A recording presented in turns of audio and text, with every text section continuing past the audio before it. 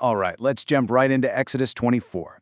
And listen, this isn't just some old story we're going to read. No, we are about to witness something huge. This is the moment an entire nation makes a sacred, binding promise at the bottom of a holy mountain. I mean, think about it. This is like contract law, but on a cosmic scale. So picture this, you're standing at the base of Mount Sinai. Can you feel it? The air is just electric with anticipation. This isn't your average get-together. It's more like a constitutional convention, between God and his people. The terms of the agreement are about to be made official, and believe me, the stakes could not be any higher. Okay, verse 1. The invitation goes out. Imagine God sending a formal summons to the leadership team. He calls Moses and then Aaron, his 2 sons, Nadab and Abihu, and 70 of Israel's elders. He says, "Come on up." But, and this is a big but, he adds, "and worship from afar." So picture this. There's this invisible line they're not allowed to cross. It's a huge honor to be called, for sure, but it also screams, you are approaching immense power, so keep a respectful distance. Now, verse 2. This one really lays out the chain of command. Out of that entire VIP group, only one person gets the all-access pass. Moses. So in your mind, picture a kind of invisible force field around the very peak of the mountain. The elders can get close, but only Moses is allowed to step through it. It makes it crystal clear, right? Moses is the one and only go-between here, the mediator for everyone else. So then in verse 3, Moses heads back down the mountain, he gathers everyone and tells them everything God said, all the laws, all the rules. And what's their response? It's not a quiet little, okay. It's a roar. Imagine hundreds of thousands of people shouting together, one single voice shaking the ground. All the words which the Lord has said, we will do. This is it.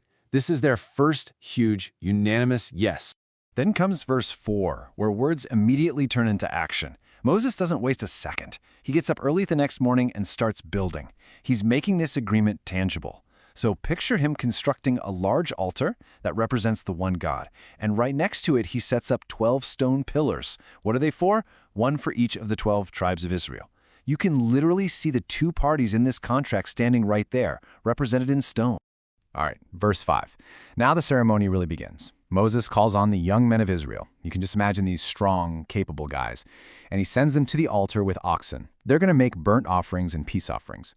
And you have to understand, this is not a casual thing. This act of sacrifice, of giving up something so valuable and full of life, it's all about showing how incredibly serious this promise is. It's the ultimate way to say, we are all in.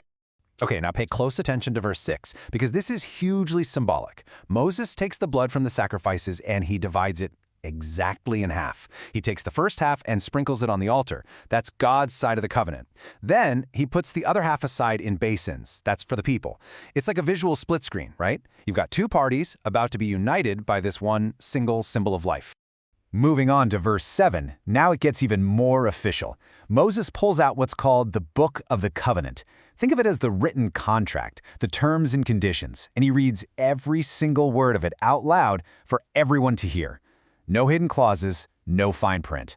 And the people? They shout their agreement again, but this time they add something. They don't just say, we will do. They say, we will do and be obedient. Wow. They've heard all the details and they are doubling down on their promise.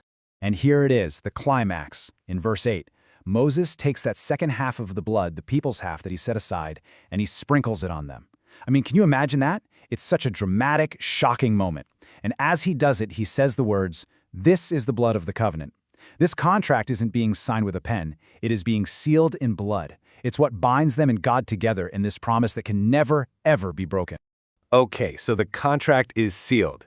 And now the entire mood of the story just shifts, like dramatically. We're moving away from this very serious, earthy ceremony and we're heading into something, well, something completely otherworldly. The leadership team is about to have a meeting that is literally impossible. Verse 9. Remember that group of 74 leaders, Moses, Aaron, his sons, and the elders who were told to worship from afar? Well, now they get the call to come closer. Just picture them leaving that huge crowd of people at the base of the mountain. Imagine their figures getting smaller and smaller as they climb up the rocky path, walking straight into the presence of God. So what did they see up there? Verse 10 is very specific about this. It doesn't try to describe God's face or his body. Instead, it describes what was under his feet. Imagine this, a pavement made of pure sapphire stone, but it was as clear and transparent as the sky on a perfect day. It's like they were standing on a solid piece of heaven. Just an absolutely breathtaking, unbelievable sight. And then you get verse 11, and this might be the most mind-blowing part of the whole chapter. It says they saw God, and he didn't lay a hand on them. They weren't consumed or struck down. Instead, the impossible happens. They ate and they drank. Can you picture that? These 74 men sitting on that floor of sky, just sharing a meal right there in the presence of God. It's just this incredible moment of peace, of communion. So that incredible meal comes to an end. And now, the camera, so to speak, zooms in.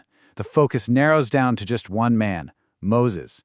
The journey's not over. In fact, it's about to get even more intense, and he has to go the rest of the way by himself.